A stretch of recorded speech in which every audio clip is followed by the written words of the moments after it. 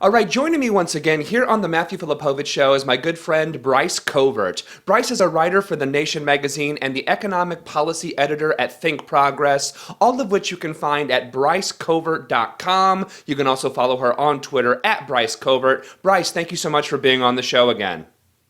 Thanks for having me back on. All right, so Bryce, you recently wrote a piece on how child care workers are actually making, in many places, less than poverty wages. Tell us all about it. Yeah, so I think a lot of people who have children probably know already that childcare is very expensive. And you might sort of assume from that fact that a lot of money is going to the providers themselves, people who are actually caring for children. That's not actually the case, unfortunately. Childcare workers are among some of the lowest paid workers in our entire economy. And a new report out recently from the Economic Policy Institute really dug into exactly what that looks like.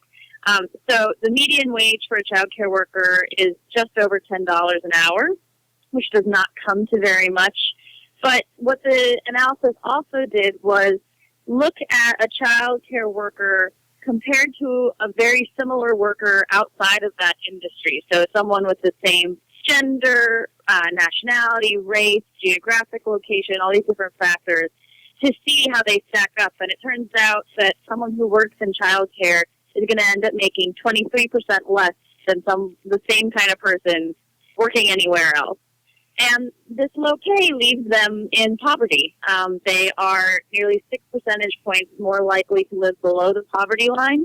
That's a very austere limit. Most people sort of think that living below twice the poverty line is closer to what a family needs to get by, and they are more than 10 percentage points more likely to fall below that line. So most of the people who are doing this incredibly vital work of caring for the youngest and most vulnerable citizens are living in poverty.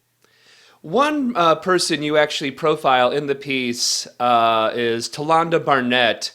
She's a childcare worker, and she's actually currently living in a homeless shelter, correct?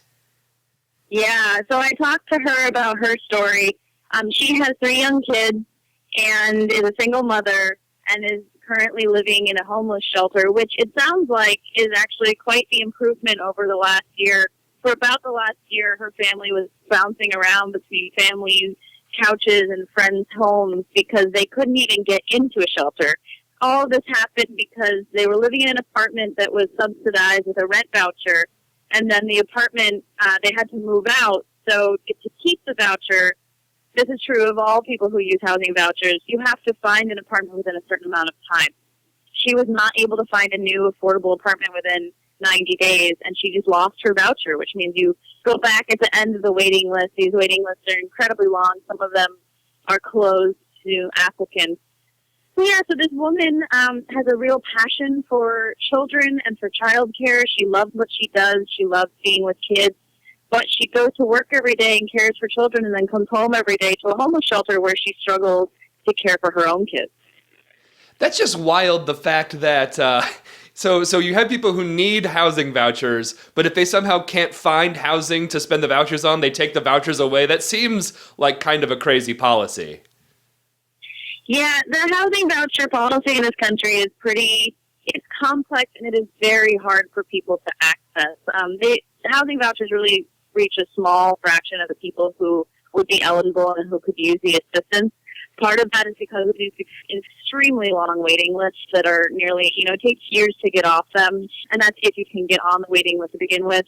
And then, once you get one, you're often in danger of losing it because there are these rules around keeping it. If you move apartments, you also have to find landlords who will take vouchers, and a lot of landlords just simply won't. They'll say, we don't want to take someone who's paying rent with a voucher, and that leaves people in an impossible situation because, they need the help to pay the rent, but the fact that they're getting that help means that they can't find anywhere to rent.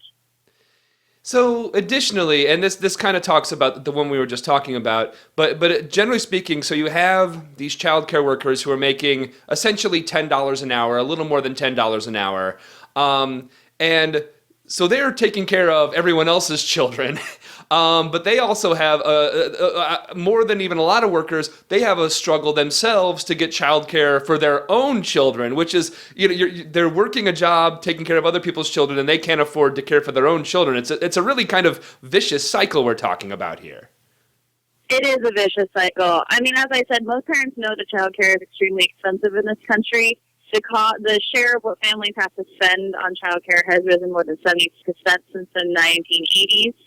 It costs more than what most families spend on rent or food. It costs, in many states, more than what it costs to send your child to public college.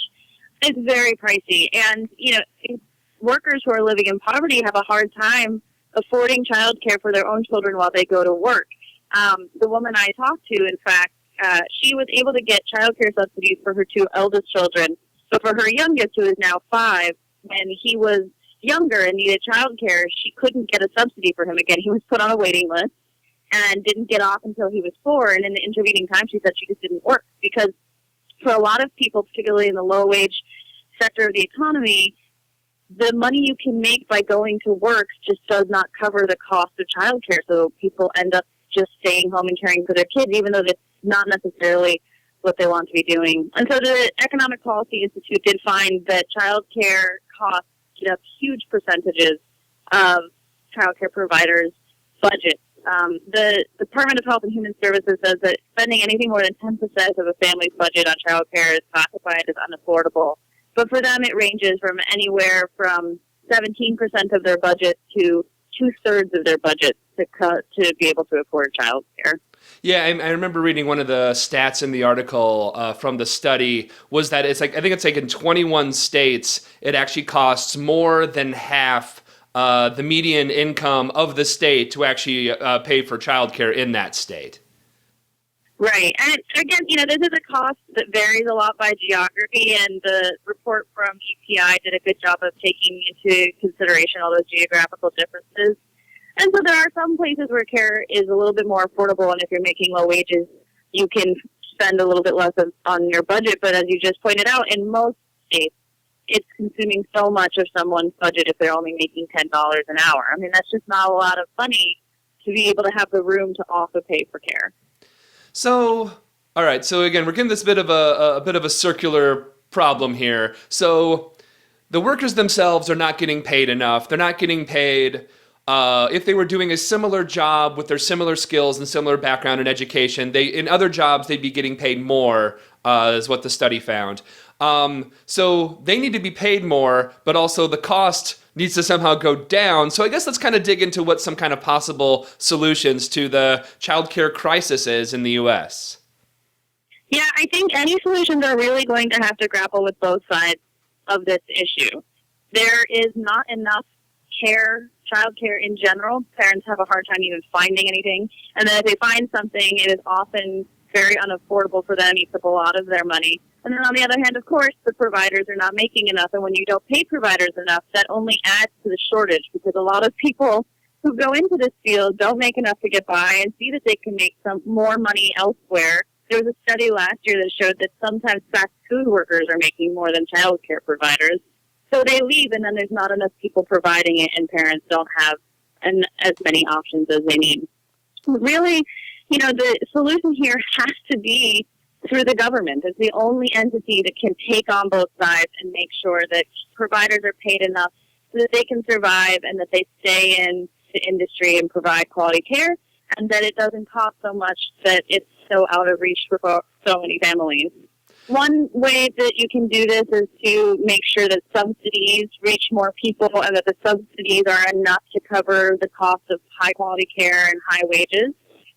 Some people have proposed doing this through tax credits instead of direct subsidies. But, of course, maybe the easiest solution is just to have a universal program. Obama has talked about universal preschool and has often talked about as sort of this educational environment for children, which it is, but it is also childcare for 4-year-olds and sometimes 3-year-olds.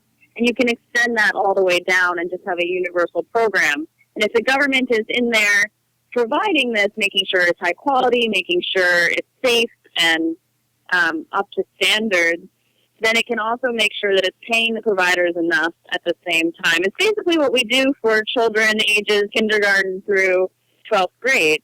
You just have to extend it further down.